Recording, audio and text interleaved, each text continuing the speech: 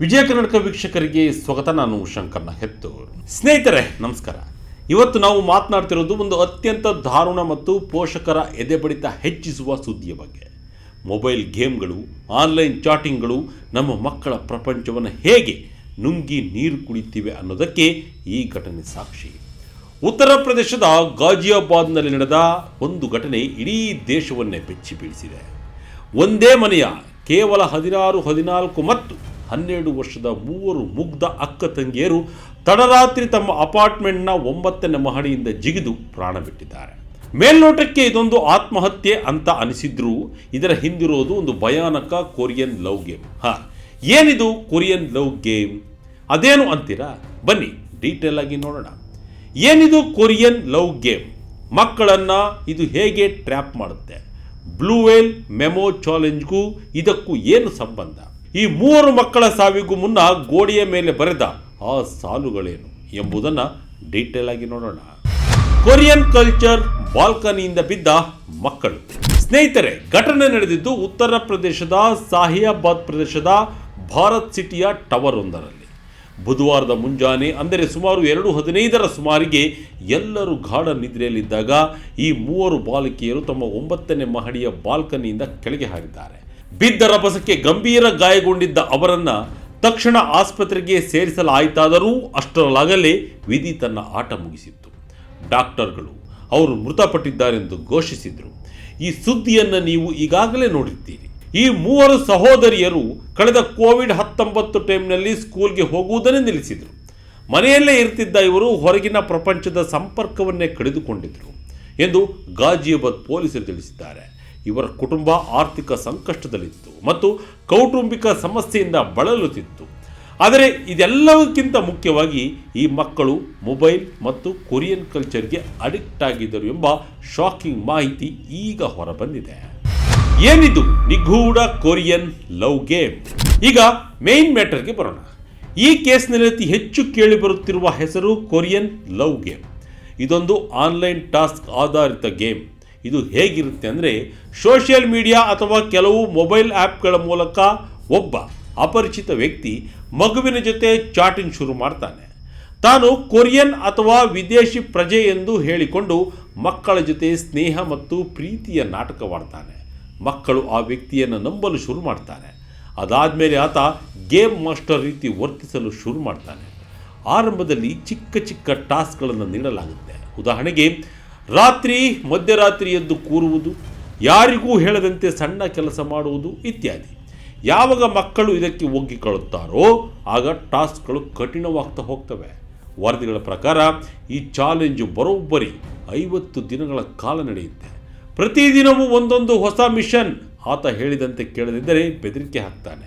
ಆಗ ಮಕ್ಕಳು ಹೆದರಿ ಟಾಸ್ಕನ್ನು ಕಂಪ್ಲೀಟ್ ಮಾಡ್ತವೆ. ಇದೆಲ್ಲ ಓಕೆ, ಬಟ್ ಈ ಗೇಮ್ನ 50ನೇ ಹಾಗೂ ಫೈನಲ್ ಟಾಸ್ಕ್ ಏನು ಗೊತ್ತಾ? ಅದುವೇ ಆತ್ಮಹತ್ಯೆ. ಲವ್ ಗೇಮ್ನಲ್ಲಿ ಸ್ಕ್ವಿಡ್ ಗೇಮ್ ಮತ್ತು ಬ್ಲೂ ವೇಲ್ ಶಾಡೋ. ಈ ಘಟನೆ ಹಿಂದೆ ಜಗತ್ತನ್ನೇ ತಲ್ಲಣಗೊಳಿಸಿದ್ದ ಬ್ಲೂ ವೇಲ್ ಚಾಲೆಂಜ್ ಮತ್ತು ನೆಟ್ಫ್ಲಿಕ್ಸ್ನಲ್ಲಿ ಬಂದ ಸ್ಕ್ವಿಡ್ ಗೇಮ್ ವೆಬ್ ಸೀರೀಸ್ನ ನೆರಳು ಕ್ಲಿಯರ್ ಆಗಿ ಕಾಣ್ತಾ ಇದೆ. ಸ್ಕ್ವಿಡ್ ಗೇಮ್ ಸೀರೀಸ್ನಲ್ಲಿ ತೋರಿಸುವಂತೆ ಆರ್ಥಿಕವಾಗಿ ಸಂಕಷ್ಟದಲ್ಲಿರುವ ಜನರು ಹಣಕ್ಕಾಗಿ ಪ್ರಾಣವನ್ನೇ ಪಣಕ್ಕಿಟ್ಟು ಆಟ ಆಡ್ತಾರೆ. ಗಾಜಿಯಾಬಾದ್ನ ಈ ಬಾಲಕಿಯರ ಕುಟುಂಬ ಕೂಡ ಆರ್ಥಿಕ ಸಂಕಷ್ಟದಲ್ಲಿತ್ತು ಅನ್ನೋದು ಇಲ್ಲಿ ಗಮನಿಸಬೇಕಾದ ಅಂಶ. ಸ್ಕ್ವಿಡ್ ಗೇಮ್ನಲ್ಲಿ ಸೋತರೆ ಸಾವು ಖಚಿತ. ಅದೇ ರೀತಿ ಈ ಕೊರಿಯನ್ ಲವ್ ಗೇಮ್ ಕೂಡ ಮಕ್ಕಳ ಮನಸ್ಸಿನ ಮೇಲೆ ಹಿಡಿತ ಸಾಧಿಸುತ್ತೆ. ಇನ್ನು ಬ್ಲೂ ವೇಲ್ ಚಾಲೆಂಜ್ ಬಗ್ಗೆ ನಿಮಗೆ ಗೊತ್ತೇ ಇದೆ. ರಷ್ಯಾದಲ್ಲಿ ಹುಟ್ಟಿಕೊಂಡಿದ್ದ ಈ ಪಿಡುಗು 50 ದಿನಗಳ ಕಾಲ ಟಾಸ್ಕ್ ನೀಡಿ ಕೊನೆಗೆ ಆತ್ಮಹತ್ಯೆಗೆ ಪ್ರೇರೇಪಿಸುತ್ತಿತ್ತು. 2017-18ರಲ್ಲಿ ಭಾರತದಲ್ಲೂ ಇದು ಹಲವು ಮಕ್ಕಳ ಪ್ರಾಣ ತೆಗೆದಿತ್ತು. ನಂತರ ವಾಟ್ಸಪ್ ಮೂಲಕ ಬಂದ ಮೆಮೊ ಚಾಲೆಂಜ್ ಕೂಡ ಇದೇ ಪ್ಯಾಟ್ರನ್ ಫಾಲೋ ಮಾಡಿತ್ತು. ಈಗ ಅದೇ ಮಾಡೆಲ್ನಲ್ಲಿ, ಆದರೆ ಕೊರಿಯನ್ ಸಂಸ್ಕೃತಿಯ ಹೆಸರಿನಲ್ಲಿ ಈ ಹೊಸ ಗೇಮ್ ಹುಟ್ಟಿಕೊಂಡಿದೆ ಎಂಬ ಅನುಮಾನ ಬಲವಾಗಿದೆ. ಕೊರಿಯನ್ ಲವ್ ಗೇಮ್ ಮೇಲ್ನೋಟಕ್ಕೆ ಸಾಫ್ಟ್ ಆಗಿ ಪ್ರೀತಿ ಪ್ರೇಮದ ಹೆಸರಿನಲ್ಲಿ ಬಂದು ಒಳಗೆ ಮಕ್ಕಳನ್ನು ಖಿನ್ನತೆಗೆ ದೂಡುತ್ತದೆ. ಕೊರಿಯಾ ನಮ್ಮ ಪ್ರಾಣ, ಪೋಷಕರಿಗೆ ಬಿಗ್ ಶಾಕ್. ಪೊಲೀಸ್ ತನಿಖೆ ವೇಳೆ ಬಾಲಕಿಯರ ತಂದೆ ನೀಡಿರುವ ಹೇಳಿಕೆ ಎಂಥವರನ್ನು ಚಿಂತೆಗೀಡು ಮಾಡುತ್ತೆ. ಈ ಮಕ್ಕಳು ತಮಗೆ ತಾವೇ ಕೊರಿಯನ್ ಹೆಸರುಗಳನ್ನು ಇಟ್ಟುಕೊಂಡಿದ್ದರಂತೆ.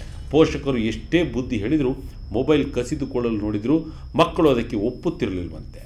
ಕೊರಿಯ ನಮ್ಮ ಪ್ರಾಣ, ಕೊರಿಯ ನಮ್ಮ ಅತಿದೊಡ್ಡ ಪ್ರೀತಿ, ನೀವು ಏನೇ ಹೇಳಿ ನಾವು ಅದನ್ನು ಬಿಡುವುದಿಲ್ಲ ಎಂದು ಮಕ್ಕಳು ಪೋಷಕರ ಬಳಿ ಹೇಳ್ತಿದ್ರಂತೆ. ತನಿಖೆಯಲ್ಲಿ ಇದುವರೆಗೂ ನಿರ್ದಿಷ್ಟವಾಗಿ ಯಾವ ಆ್ಯಪ್ ಅಥವಾ ಗೇಮ್ ಮೂಲಕ ಇವರು ಪ್ರಭಾವಿತರಾಗಿದ್ದರು ಎಂಬುದು ಪತ್ತೆಯಾಗಿಲ್ಲ. ಆದರೆ ಅವರ ಮನೆಯ ಬೆಡ್ರೂಮ್ ಗೋಡೆಯ ಮೇಲೆ ಬರೆದಿದ್ದ ಸಾಲುಗಳು ಅವರ ಮಾನಸಿಕ ಸ್ಥಿತಿಗೆ ಹಿಡಿದ ಕನ್ನಡಿಯಾಗಿತ್ತಿದೆ. ಗೋಡೆಯ ಮೇಲೆ I am very alone, make me A heart of broken, ಅಂದರೆ ನಾನು ಬಹಳ ಒಂಟಿ, ನನ್ನನ್ನು ಭಗ್ನ ಪ್ರೇಮಿ ಮಾಡಿ ಎಂಬಂತಹ ವಾಕ್ಯಗಳನ್ನು ಗೀಚಲಾಗಿತ್ತು. ಇದು ಅವರು ಯಾವ ಮಟ್ಟಿಗೆ ಡಿಪ್ರೆಷನ್ಗೆ ಮತ್ತು ಆನ್ಲೈನ್ ವ್ಯಸನಕ್ಕೆ ಜಾರಿದ್ದರು ಎಂಬುದನ್ನು ಕ್ಲಿಯರ್ ಆಗಿ ತೋರಿಸುತ್ತದೆ. ಡೆತ್ ನೋಟ್, ಮಕ್ಕಳ ಸಾವಲ್ಲಿ ಪೋಷಕರ ಪಾತ್ರ. ಇನ್ನು ಘಟನಾ ಸ್ಥಳದಲ್ಲಿ ಪೊಲೀಸರಿಗೆ ಒಂದು ಡೆತ್ ನೋಟ್ ಕೂಡ ಸಿಕ್ಕಿದೆ. ಅದರಲ್ಲಿ ಸಾರಿ ಪಪ್ಪ ಎಂದು ಬರೆಯಲಾಗಿದ್ದು ಪಕ್ಕದಲ್ಲೇ ಒಂದು ಅಳುತ್ತಿರುವ ಎಮೋಜಿ ಚಿತ್ರವನ್ನು ಬಿಡಿಸಲಾಗಿದೆ.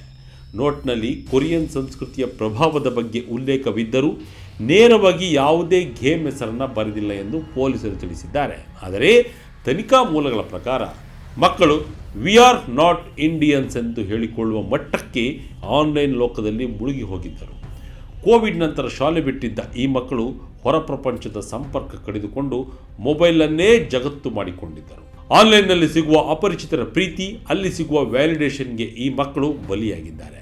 ಇದು ಕೇವಲ ಮಕ್ಕಳ ತಪ್ಪಲ್ಲ, ಬದಲಾಗಿ ಅವರು ಏನು ನೋಡುತ್ತಿದ್ದಾರೆ, ಯಾರ ಜೊತೆ ಮಾತನಾಡ್ತಿದ್ದಾರೆ ಎಂಬುದನ್ನು ಗಮನಿಸದ ಪೋಷಕರ ಮೇಲೂ ಜವಾಬ್ದಾರಿ ಇದೆ ಎಂದು ಚರ್ಚೆ ಈಗ ಶುರುವಾಗಿದೆ. ಹೇಗೆ ವರ್ಕ್ ಆಗುತ್ತೆ ಗೊತ್ತಾ ಈ ಮೈಂಡ್ ಗೇಮ್? ತಜ್ಞರು ಹೇಳುವ ಪ್ರಕಾರ ಇಂತಹ ಗೇಮ್ಗಳು ನೇರವಾಗಿ ಆತ್ಮಹತ್ಯೆ ಮಾಡಿಕೊಳ್ಳಿ ಎಂದು ಹೇಳುವುದಲ್ಲ.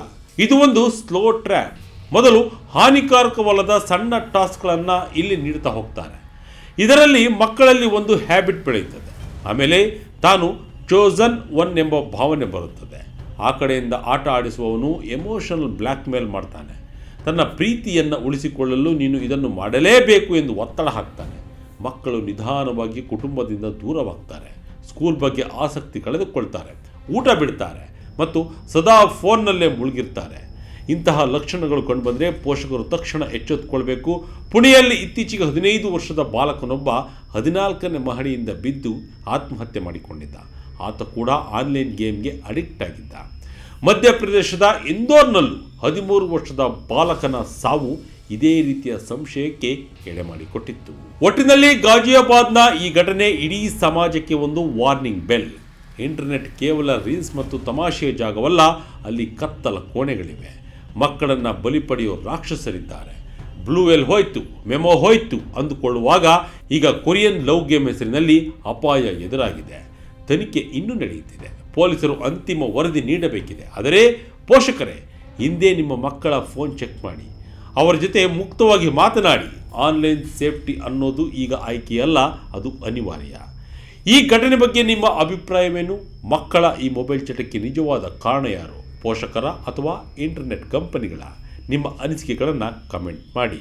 ಇದಾಗಿತ್ತು ಈ ಕ್ಷಣದ ಇಂಟ್ರೆಸ್ಟಿಂಗ್ ಸ್ಟೋರಿ. ಇದೇ ರೀತಿ ಸ್ಟೋರಿಗಾಗಿ Vijaya Karnataka website, YouTube page, Facebook page follow ಮಾಡ್ತಾ ಇರಿ. ಧನ್ಯವಾದಗಳು.